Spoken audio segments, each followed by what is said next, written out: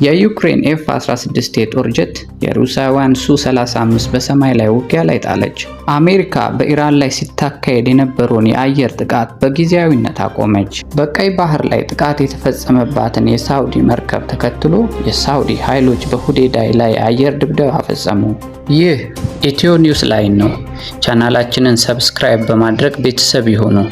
አሁን ወደ ዝርዝር ዜናዎች እናልፋለን።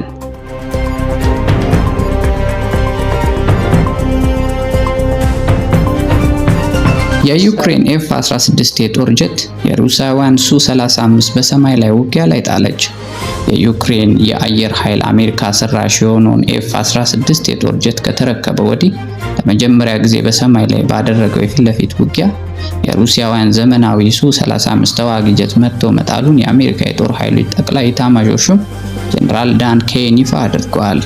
ይህ በታሪክ ለመጀመሪያ ጊዜ የተመዘገበው ድል ከኔቶ አጋሮች የተደረገው የጦር ጀቶች ድጋፍ ከዘገየ በኋላ በዩክሬን አየር ኃይል ውስጥ የኤፍ-16 ጀቶች የተጫወቱት ያለው ቁልፍ ሚና የሚያሳይ ትልቅ ምዕራፍ ተደርጎም ተወስዷል።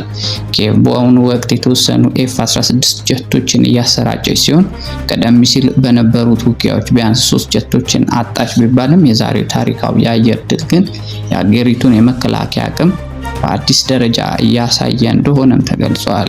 አሜሪካ በኢራን ላይ ሲታካሄድ የነበረውን የአየር ጥቃት በጊዜያዊነት አቆመች። የዩናይትድ ስቴትስ ጦር በኢራን ወታደራዊ መሰረተ ልማቶች ላይ ላለፉት 13 ተከታታይ ምሽቶች ሲያካሄድ የነበረውን ጥቃት ማገዱን ዘገባው አይጠቁሙም።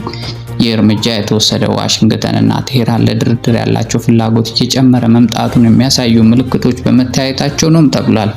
ፕሬዚዳንት ዶናልድ ትራምፕ ትናንትና በሰጡት መግለጫ አሜሪካ ሙሉ በሙሉ የተዘጋጀች እና የነቃች እንደሆነ በመግለጽ ለተጨማሪ ስፋት ያለው ወታደራዊ እርምጃ ዝግጁነት ቢኖርም ለአሁኑ ግን ግዙፍ ጥቃት እንዲፈጸም ፈቃድ አለመስጠታቸውን አረጋግጠዋል።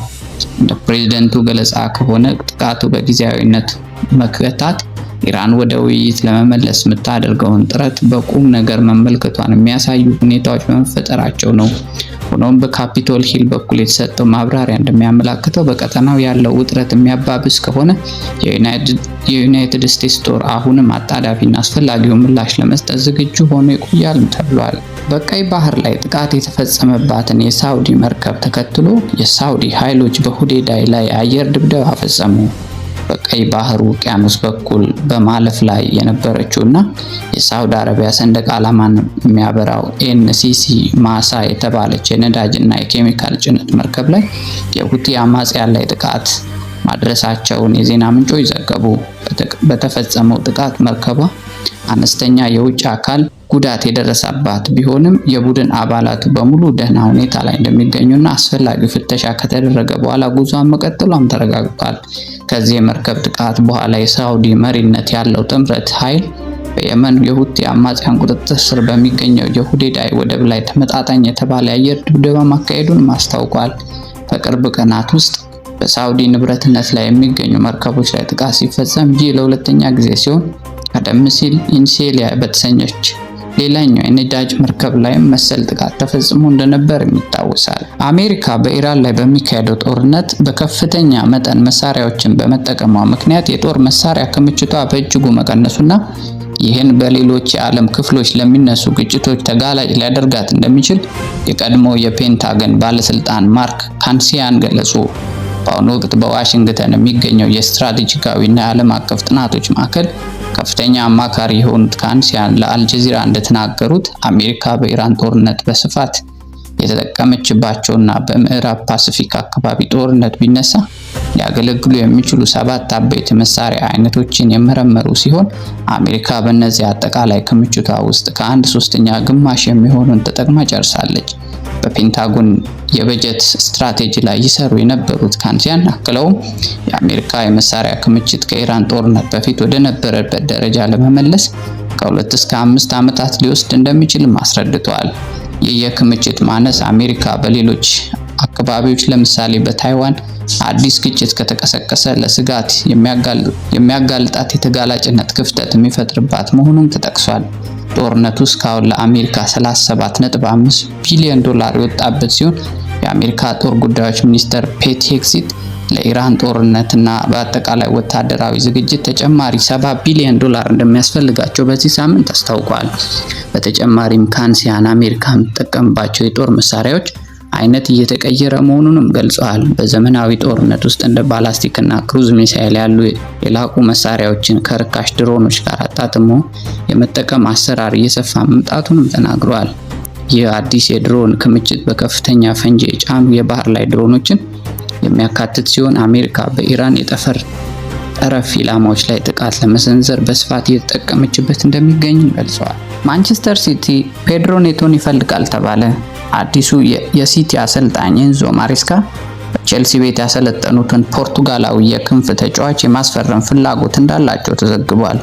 የ46 ዓመቱ ጣሊያናዊ ጎልማሳ ባሳለፍነው የፈረንጆች አዲስ ዓመት ዋዜማ የፔፕ ጋርዲዮላ ተተኪ ለመሆን ከቼልሲ ጋር ንግግር አድርገዋል በሚል ከሰማያዊዎቹ ኃላፊነታቸው እንዲነሱ መደረጉ አይዘነጋም። የእንግሊዙ የወሬ ምንጭ ዴይሊ ሜል እንደዘገበው ከሆነ ጣሊያናዊ የ26 ዓመቱን ተጫዋች ወደ ኢታድ የማስኮብለል እቅድ አላቸው። ኔቶ ማሬስካ በስታንፎርድ ብሪጅ በነበራቸው የ18 ወራት ቆይታ ቁልፍ ተጫዋቻቸው እንደነበረም የሚታወስ ነው። ማንቸስተር ዩናይትድ እና አርሰናል ኦሌ ዋትኪንስን የማስፈረም ፍላጎት እንዳላቸው ተገለጸ። የፕሪሚየር ሊጉ ሁለት ታላላቅ ክለቦች የእንግሊዛዊን የአስቶን ቪላውን አጥቂ ለማስፈረም ፍላጎት ማሳየታቸው ይፋ ሆኗል። የ30 ዓመቱ አጥቂ በ2020 የሚድላንዱን ክለብ ከተቀላቀለ በኋላ የቡድኑ ቁልፍ ተጫዋች መሆን የቻለ ሲሆን በ280 ጨዋታዎች 108 ጎሎችን ከመረብ ማገናኘትም ችሏል። የቱርኩ ክለብ ፌነርባቼ ይፋዊ 30 ሚሊዮን ፓውንድ የዝውውር ሂሳብ ያቀረበ ክለብ መሆኑም ተነግሯል። እንደ ዘሰን የወሬ ምንጭ ዘገባ ማንቸስተር ዩናይትድ እና አርሰናል በዋትኪንስ ላይ አይናቸውን አሳርፏል። ቪላ ከተጫዋቹ ሽያጭ 40 ሚሊዮን ፓውንድ ሂሳብ ይፈልጋል ተብሏል። ኢንተር ሚላን ክርስቲያን ሮሜሮን የመግዛት አማራጭ ባለው ውሰት ውል ለማስፈረም ጥያቄ አቀረበ። የሴሪያው ሻምፒዮን ክለብ አርጀንቲናዊን የቶተንሃም ሆትስፐር የመሃል ተከላካይ የመግዛት አማራጭ ባለው የውሰት ውል ለማስፈረም ጥያቄ ማቅረቡ ይፋ ሆኗል። የ28 ዓመቱ ሮሜሮ በያዝነው የክረምት ዝውውር መስኮት ባለፉት ሁለት የውድድር ዘመናት በፕሪሚየር ሊጉ 17ኛ ደረጃ ተቀምጦ ያጠናቀቀውን ክለብ በአምበልነት ከመራ በኋላ ለመልቀቅ ዝግጁ መሆኑም ሲነገር ቆይቷል። ሮሜሮ ከተለያዩ የአውሮፓ ታላላቅ ክለቦች ባርሴሎና እና ሪያል ማድሪድ፣ አትሌቲኮ ማድሪድን ጨምሮ ስሙ ተያይዞ ሲወጣ እንደነበርም አይዘነጋም። ታዋቂው ጋዜጠኛ ኒኬ ሺራ እንደዘገበው ኢንተር ከፍተኛ ክፍያ ያለው የውሰት ውል እስከ 2030 በቋሚነት የመግዛት አማራጭ ባለው ኮንትራት ለማስፈረምም ጥያቄ አቅርበዋል። ሪያል ማድሪድ በቪኒሲየስ ጁኒየር የኮንትራት ውል ጉዳይ ተስፋ እየቆረጠ መምጣቱ ተገለጸ። ብራዚላዊ ኢንተርናሽናል በ2026 ዓለም ዋንጫ ሀገሩን ወክሎ መጫወቱን ተከትሎ አሁን ላይ የእረፍት ጊዜውን በማሳለፍ ላይ እንደሚገኝም ይታወቃል። ሎስ ብላንኮቹ ላለፉት በርካታ ወራት የኮከባቸውን የሳንቲያጎ በርናን ቆይታ ለማራዘም ሲደራደሩ ቢቆዩም የጠየቀውን ከፍተኛ ደሞዝ ተከትሎ አሁን ተስፋ እየቆረጡ መምጣታቸው ይፋ ሆኗል። ቪኒ በስፔኑ ታላቅ ክለብ ያለው የኮንትራት ውል ቆይታ ሊያበቃ የተቃረበ ሲሆን የሳውዲ ፕሮ ሊግ ተሳታፊ ክለቦች ዋና ፈላጊዎቹ እንደሆኑ ሲገለጽም ቆይቷል።